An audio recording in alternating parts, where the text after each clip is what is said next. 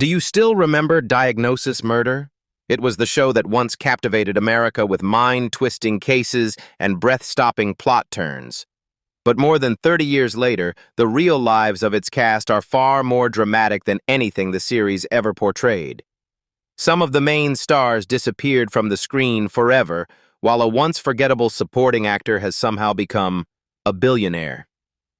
Where are they now, and how drastically have their lives changed? Brace yourself, because the truth ahead is impossible to look away from. Dick Van Dyke as Dr. Mark Sloan, Richard Wayne. Van Dyke was born on December 13, 1925 in West Plains, Missouri. At 68 years old, he played Dr. Mark Sloan, a brilliant former Army doctor turned crime-solving physician, in Diagnosis Murder, 1993, instantly becoming the soul of the entire series. His calm authority and humor shaped the show and secured his place as one of television's most beloved elder stars. But while his character solved crimes with ease, his real life was tangled in emotional damage he could never quite escape. His 36-year marriage to Margie Willett, his childhood sweetheart, slowly collapsed under long separations, financial pressure, and the emotional devastation caused by his years-long secret affair. That affair was with Michelle Triola, a singer and dancer who became known for her groundbreaking palimony lawsuit in the 1970s. Van Dyke hid the relationship for years, and the guilt from deceiving his wife drove him deeper into alcoholism. He later admitted that during the height of Mary Poppins and the Dick Van Dyke Show, he was drinking so heavily he feared he would not survive. The collapse of his marriage left scars that even success couldn't soothe. After finally divorcing, he lived openly with Michelle Triola for more than 3 decades, describing her as the person who saved him emotionally, yet also the one who forced him to confront the wreckage he caused at home. Her death from lung cancer in 2009 shattered him, triggering depression, repeated falls, heart complications, and long periods of isolation. Even as he stunned audiences by winning an Emmy at age 98, he privately endured the loneliness of outliving nearly everyone who once defined his world.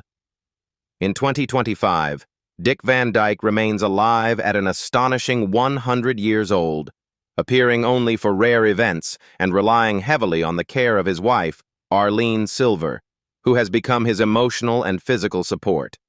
His net worth, around $50 million, is the final reminder of a man who built a lifetime of joy for audiences while quietly fighting battles that nearly destroyed him. Stephen J. Cannell as Jackson Burley. Stephen Joseph Cannell was born on February 5, 1941, in Los Angeles, California.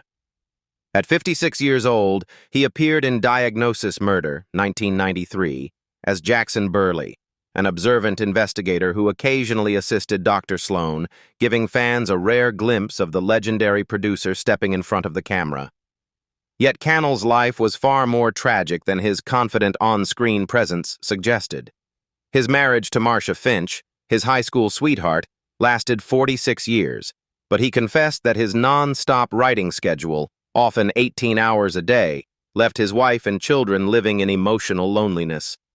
The burden grew unbearable after their 15-year-old son Derek died in a sandcastle collapse in 1982, leaving the family traumatized. Cannell blamed himself for not being present enough, and the grief created invisible fractures inside a marriage. Career pressure only sharpened those cracks. He created nearly 40 TV series, and the weight of constant deadlines sparked panic attacks, chronic insomnia, and a level of exhaustion that pushed his health to the brink. When risky investments nearly bankrupted him in the early 1980s, he hid the crisis from his family, trying to protect them while collapsing inside. Even his greatest successes, The Rockford Files, The A-Team, 21 Jump Street, were born during periods when he was burying grief under a mountain of work. By 2009, melanoma had spread aggressively. Cannell died on September 30, 2010, at 69 years old from complications of melanoma, surrounded by the family he had spent years trying to shield. He was laid to rest at Forest Lawn Memorial Park in Hollywood Hills. His net worth, about $20 million, reflected not comfort, but a lifetime of pushing through tragedy, guilt, and crushing pressure to create stories that outlived him. Barry Van Dyke as Detective Steve Sloan. Barry Wayne Van Dyke was born on July 31, 1951, in Atlanta, Georgia. At 42 years old, he played Detective Steve Sloan, a sharp LAPD murder investigator and the devoted son of Dr. Mark Sloan in Diagnosis Murder, 1993. His role lasted 178 episodes and made him the steady, reliable counterbalance to his father's on-screen brilliance. But off-screen, Barry's life was far less stable than the character he played. Being the son of Dick Van Dyke, a Hollywood giant, meant every job he landed was met with whispers of nepotism. Critics dismissed his early roles as gifts from his father, and the label followed him for years, damaging his confidence. His attempts to break free with independent roles in the 1980s largely failed, leaving him battling self-doubt and financial pressure. Mary Carey, the girl he had loved since they were 16, became his anchor through the storms, but even their marriage faced strain as tabloids pushed rumors of separation and questioned their stability. The emotional stress worsened when one of their 4 children developed a chronic illness, forcing Barry to balance filming schedules with hospital visits and sleepless nights. While he continued working, starring in Galactica 1980 and later directing episodes of Murder 101, the pressure of being a father under scrutiny wore him down. The cruelest blow came in 2019 when a viral death hoax falsely announced he had died. It spread so widely that family members received condolence calls before Barry could even respond, leaving them shaken and traumatized by the thought of losing him to a lie. Now, Barry Van Dyke is 74 years old, enjoying a quieter life surrounded by his wife, children, and grandchildren, making occasional TV appearances and small directing projects when inspired. His net worth, around $6 million, reflects a long career built not on his father's shadow, but on decades of endurance, loyalty, and quiet resilience. Victoria Rowell as Dr. Amanda Bentley. Victoria Lynn Rowell was born on May 10, 1959, in Portland, Maine. At 34 years old, she played Dr. Amanda Bentley, a medical examiner, researcher, and close partner to Mark and Steve Sloan in Diagnosis Murder, 1993. She became one of the show's emotional pillars from seasons 3 through 8. But Victoria's real life began in a place far more fragile than Hollywood glamour. She grew up in the foster care system after her mother, who struggled with schizophrenia, abandoned her at just 16 days old. She spent her childhood moving through 22 different foster homes, a cycle of instability that left deep psychological wounds. Even as her career exploded on The Young and the Restless, the trauma of never having a permanent home resurfaced in moments of depression, anxiety, and fear of abandonment. When she publicly accused CBS of racial discrimination in 2015, the move cost her roles, opportunities, and financial stability, dragging her into a lawsuit battle that lasted 5 years. Her marriages were no refuge from the storm. Her first husband, Tom Fahey, allegedly became violent during their brief marriage, forcing her into single motherhood before she had even found her footing in the industry. Her second marriage to artist Radcliffe Bailey began with hope, but ended in another divorce, fueled by tension and emotional distance created by her grueling work schedule and the weight of raising 2 children largely on her own. With no partner to lean on, Victoria poured everything into work, juggling Diagnosis Murder and The Young and the Restless simultaneously. Today, Victoria Rowell is 66 years old, rebuilding her life as a filmmaker, writer, and advocate for foster youth, continuing to speak openly about the pain that shaped her. Her net worth, around $2 million, is a testament not to wealth, but to survival, reinvention, and a life fought for one step at a time. Michael Tucci as Norman Briggs. Michael Tucci was born on April 15, 1946, in New York City. At 47 years old, he played Norman Briggs, a strict, short-tempered hospital administrator and reluctant friend of Dr. Mark Sloan in Diagnosis Murder, 1993. Across 88 episodes from seasons 1 to 4, he became the comedic backbone of the show's early years. But despite the laughter he delivered on screen, Tucci's real career was far more painful than audiences ever realized. After Grease, 1978, made him famous as Sonny Lettieri, Hollywood refused to see him as anything other than the funny sidekick. The typecasting crushed him when casting directors only offered him loud, goofy roles, and the serious parts he longed for slipped out of reach. By the 1990s, the lack of steady work triggered financial stress so heavy that he quietly admitted he was exhausted by Hollywood. At home, his marriage to Carolee Coleman, strong since 1979, faced its own set of burdens. Her career as a network executive required constant relocations, while his sporadic acting work pulled the family in the opposite direction. Their 2 daughters endured years of uprooting, leaving Tucci riddled with guilt for dragging his family through instability. The stress eventually pushed him to step away from acting entirely in 2000, retreating into teaching. Today, Michael Tucci is 79 years old, living a quiet life and occasionally coaching school theater, grateful for a calmer rhythm far from Hollywood's chaos. His net worth, around $3 million, reflects a career built on iconic roles and a humble second chapter as a teacher. Scott Baio, as Dr. Jack Stewart. Scott Vincent. James Baio was born on September 22, 1960, in Brooklyn, New York. At 33 years old, he played Dr. Jack Stewart, a confident, fast-moving hospital physician and close friend of Steve Sloan, in Diagnosis Murder, 1993. He appeared in 44 episodes before leaving the series at the end of season 2. But behind the clean-cut charm was a man whose life spiraled into controversy and emotional collapse.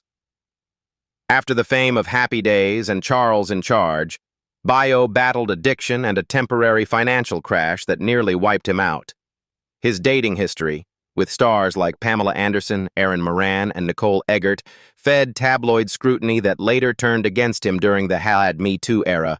In 2017, 4 women publicly accused him of sexual misconduct, triggering lawsuits, canceled projects, and a level of psychological pressure Baio described as suffocating. Even though he denied the allegations, the damage to his career was immediate and devastating. His marriage to Renee Sloan, who he met years earlier at the Playboy Mansion, survived only through sheer endurance. Renee suffered the loss of one of their unborn twins, then was diagnosed with a brain tumor and later cerebral microvascular disease. Their daughter Bailey was born with a rare metabolic disorder in 2007, forcing Baio into the role of caretaker while simultaneously fighting for his reputation in the public eye. The strain of watching his wife and child struggle medically left him emotionally exhausted and often isolated. Now, Scott Baio is 65 years old, living privately with his family and rarely appearing on screen, having shifted to advocacy for pediatric metabolic disorders. His net worth, around $4 million, reflects both a past of immense fame and a present shaped by illness and survival. Joanna Cassidy, as Dr. Madison Wesley. Joanna Virginia Cassidy was born on August 2, 1945, in Camden, New Jersey. At 54 years old, she played Dr. Madison Wesley, the firm but warm-hearted dean of a medical school and longtime friend of Dr. Mark Sloan, in Diagnosis Murder, 1999. Her memorable arc showcased her poise and authority, but the confidence she projected on screen hid years of emotional turbulence. Cassidy married young to Dr. Kennard C. Coburn in 1964, and by the early 1970s, she found herself raising 2 children alone in San Francisco as her marriage collapsed under the strain of 2 careers pulling in opposite directions. She worked days as a model and nights chasing bit parts, trying to keep the household afloat. The exhaustion and loneliness pushed her into a period of temporary depression, worsened by the guilt of feeling she was failing her children while fighting to keep her own dreams alive. Hollywood made life even harder. Her big break in Blade Runner, 1982, as Zora should have cemented her status as a star, but behind the scenes, she clashed with director Ridley Scott over the sexualized design of her character. When she was suddenly replaced in a key promotional scene by a stunt performer with a visibly different body, Cassidy felt humiliated and professionally sidelined. That tension followed her into later projects, including Who Framed Roger Rabbit, 1988. Now, Joanna Cassidy is 80 years old, continuing to act occasionally while dedicating most of her time to art, activism, and her private life, including a 2025 confirmed relationship with Alan Hamill, widower of Suzanne Summers. Her net worth, about $5 million, reflects a long, unpredictable career marked by resilience, reinvention, and quiet emotional battles. Charlie Schlatter as Dr. Jesse Travis. Charles Thomas Schlatter was born on May 1, 1966, in Englewood, New Jersey. At 29 years old, he joined Diagnosis Murder, 1995, as Dr. Jesse Travis, a bright, energetic young resident who became Amanda's closest friend and Mark Sloan's eager student.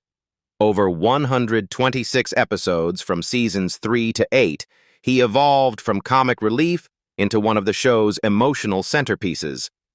But behind his cheerful on-screen persona, Schlatter's life and career were shaped by physical pain and private strain.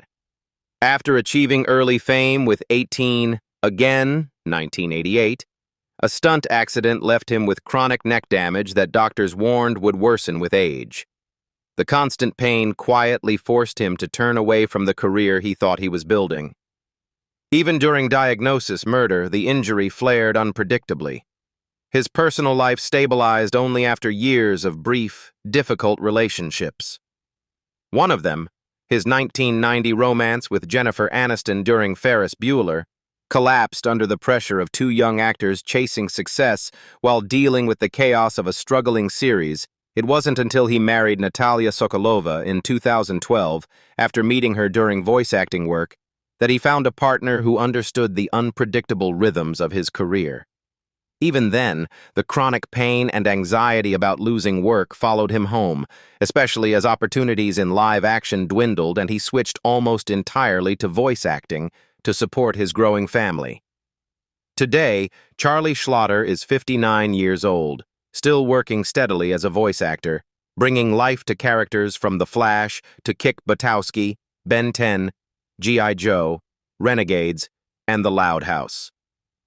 He has balanced his career with a quieter family life, grateful for stability after decades of physical and emotional uncertainty. His net worth, around $1.5 million, reflects a career rebuilt from adversity, pain, and remarkable persistence. Shane Van Dyke as Alex Smith. Shane Thomas. Van Dyke was born on August 28, 1979, in Los Angeles, California. At 18 years old, he played medical student Alex Smith in Diagnosis Murder, 1997. As the son of Barry Van Dyke and grandson of Dick Van Dyke, he entered the series carrying a legacy that audiences instantly recognized. But that legacy became his greatest burden. In Hollywood, Shane was often dismissed as a nepotism hire, a label that followed him everywhere and placed him under a microscope harsher than most young actors ever face. No matter how hard he worked, every small success reopened the same wound. The public believed he was only there because of his last name. Roles that could have propelled him forward slipped away simply because he was compared to his father and grandfather at every turn. This constant shadow pushed him into a different direction behind the camera. Unable to escape the Van Dyke image, Shane tried to redefine himself through writing and directing low-budget films, projects like Transmorphers 2, Paranormal Entity, and especially Titanic 2, 2010, which he wrote, directed, and starred in. While these movies kept him employed, they also reinforced the narrative that he couldn't break into mainstream Hollywood. His emotional battles were quieter than his relatives, but no less real. Now, Shane Van Dyke is 46 years old, living in Los Angeles, and working steadily as a screenwriter alongside his brother, Carey. Their biggest achievement, the spec script Don't Worry, Darling, landing on the 2019 blacklist and sparking a major studio bidding war, finally earned Shane recognition for his own talent, not his family name. His net worth, around $1 million, reflects a career built slowly and painfully outside the long shadow of the Van Dyke dynasty. Kevin McNally as EMT, Steve. Kevin McNally was born on February 28, 1959, in Duluth, Minnesota. At 37 years old, he played EMT Steve, a calm, capable paramedic appearing in 19 episodes of Diagnosis Murder, 1993 to 1997, supporting Mark Sloan through some of the show's most intense medical crises. His gentle presence and grounded energy made him a fan favorite during his time on the series. But off-screen, McNally carried a lifetime of emotional weight. As the child of an Air Force pilot, he spent his entire childhood moving from country to country, England, Panama, Georgia, Chicago, never staying long enough to build stability. When his mother died when he was just 13, the family unraveled, and he was placed into foster homes while still trying to navigate adolescence. The trauma of losing his mother and the instability of constant relocation followed him into adulthood, shaping a quiet insecurity he rarely spoke about publicly. His marriage to Carrie Beth Van Dyke, daughter of Dick Van Dyke, brought comfort but also its own pressure. As McNally's acting career forced him to constantly travel between the UK and the US, long stretches away from home created emotional distance that tested the marriage. Hollywood competition made it worse because he was talented, but roles were inconsistent, and he often found himself overshadowed by better-known names. Today, Kevin McNally is 69 years old, living quietly in Los Angeles with his family and occasionally performing music or independent acting work. His net worth, around $1 million, stands as the modest result of decades spent working, rebuilding, and refusing to disappear. Kim Little as Susan Hilliard. Kim Elaine Little was born on August 27, 1970, in Stillwater, Oklahoma. At 26 years old, she played Susan Hilliard, a close friend and colleague of Steve, in Diagnosis Murder. Her soft presence made her a memorable addition despite her brief time on the series. Behind that calm screen persona, Kim's real life was far more turbulent than fans ever realized. Before marrying director David Michael Latt, she spent years juggling unstable acting gigs, teaching to pay bills and confronting the brutal insecurity of Hollywood's constant rejection cycle. The stress of being typecast in low-budget genre roles left her questioning her future, and the financial strain quietly chipped away at her confidence. Even after marriage, the couple's shared projects brought pressure rather than comfort. As offers slowed in the late 1990s, she made the difficult transition from actress to producer, partly out of survival rather than ambition. The emotional weight of fading opportunities, paired with the physical exhaustion from long independent shoots and stunt-heavy low-budget films, pushed her into periods of burnout. She later admitted that the industry's instability nearly cost her marriage more than once, forcing her and Latt to rebuild their relationship around new boundaries that separated work from home. Today, Kim Little is 54 years old, living a quieter life behind the camera and occasionally appearing in independent projects like Z Nation.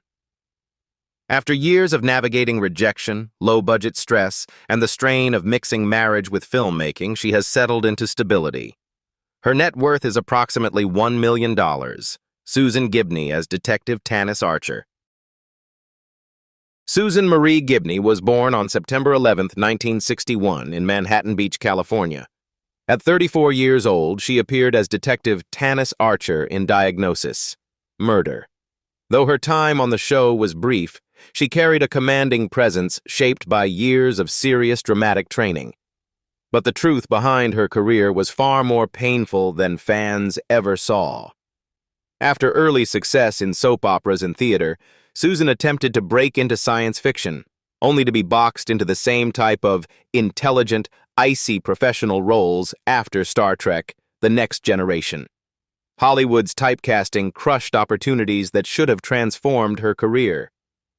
being repeatedly rejected for major roles.